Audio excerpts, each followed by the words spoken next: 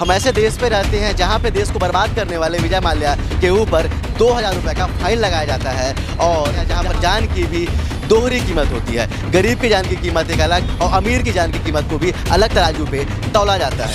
एकदम ठंडा है, जांच भी नहीं कर सकते हैं, न जाते नहीं हैं, पूछताछ भी नहीं करते हैं। चलिए, गरीब है और न्याय के लिए भटक रहे हैं और हमारे देश में गरीबों को न्याय के लिए भटकना ही पड़ता है, जो सत्य है। अब पुलिस वाले वहीं सारी सादा पेपर पे वो लोग पूरा पंचनामे के दस्तखत करवा लिए चौकी के अंदर। जो किसी माँ का बच्चा खोया है, किसी का भतीजा खोया है और उस व्यक्ति की हत्या या एक्सीडेंट हुआ है तो उसकी एक निष्पक्ष जांच तो हो सकती है।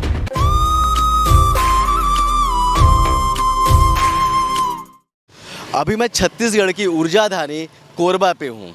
ये वही कोरबा है जहाँ से कोयले का और बिजली का उत्पादन होता है, जिससे वो बिजली पूरे प्रदेश पे जाती है और दूसरे भी राज्यों पे जाती है। और मेरे पीछे आप देख रहे होंगे कुछ ग्रामीण भी हैं और अभी मैं पुलिस कार्यालय कोरबा पे खड़ा हूँ।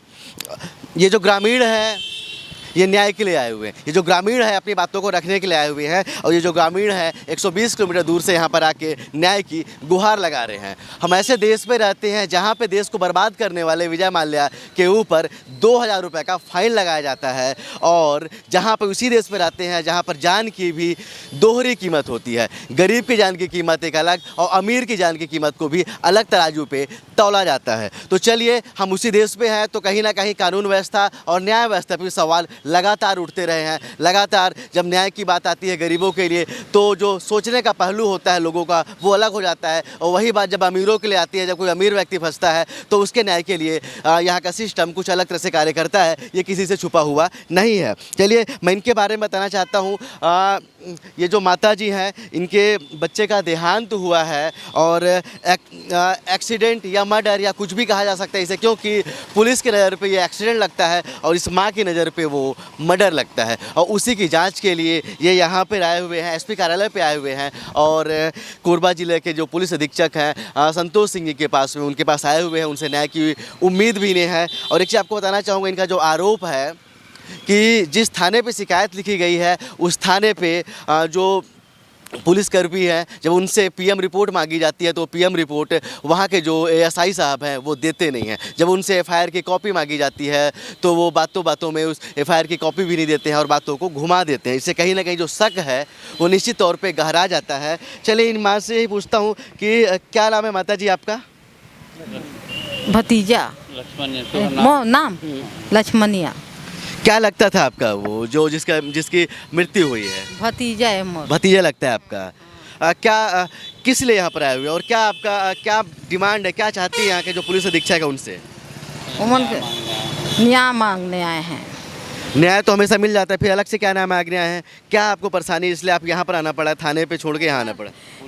पुलिस वाले जांच भी नहीं करें, वो एकदम ठंडा है, जांच भी नहीं कर सकते हैं, न जाते नहीं हैं, पूछताछ भी नहीं करते हैं।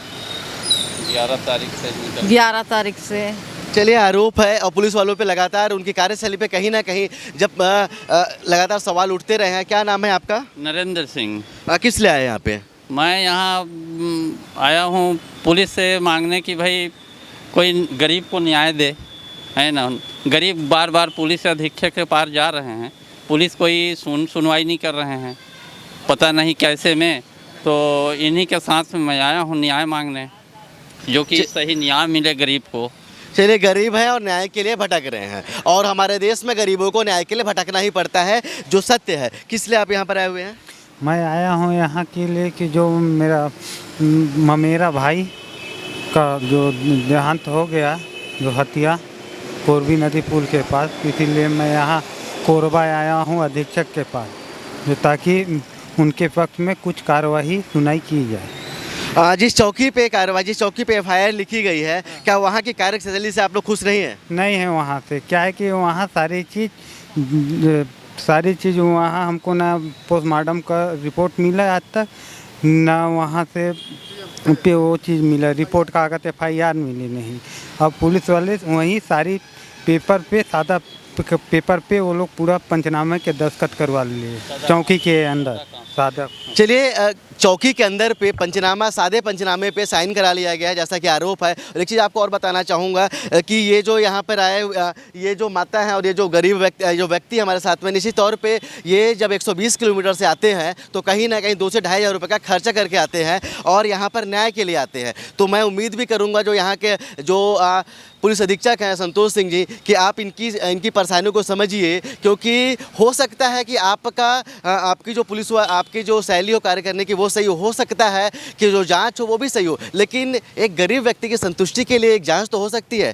क्या एक गरीब व्यक्ति अपने न्याय के लिए को उसको इतना भटकना पड़ेगा? क्या उसकी संतुष्टि के लिए, क्योंकि किसी माँ का बच्चा खोया है, किसी का भतीजा खोया है और उस व्यक्ति की हत्या या एक्सीडेंट हुआ है, तो उसकी एक निष्पक्ष जांच तो हो सकती है।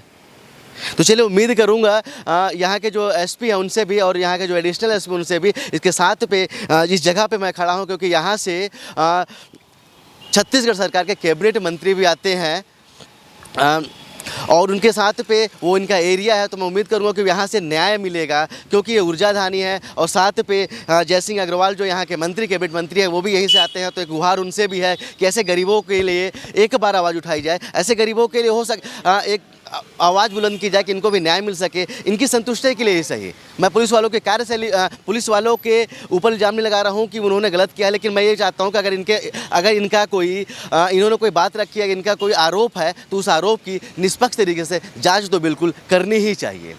चलिए, आशा करता हूँ जब ये बातें जाएंगे ऊपर तक, बातें जाएंगी हमारे प्रदेश के मुखिया तक और उच्च अधिकारियों तक, तो इस मसलों को, इन गरीब की बातों को वो ज़रूर हल्के पे नहीं लेंगे और इनको न्याय दिलाने की पूरी कोशिश ज़रूर करेंगे। कैमरामैन उत्तम के साथ अब तक के लिए मैं सुनील शर्मा। जय हिंद।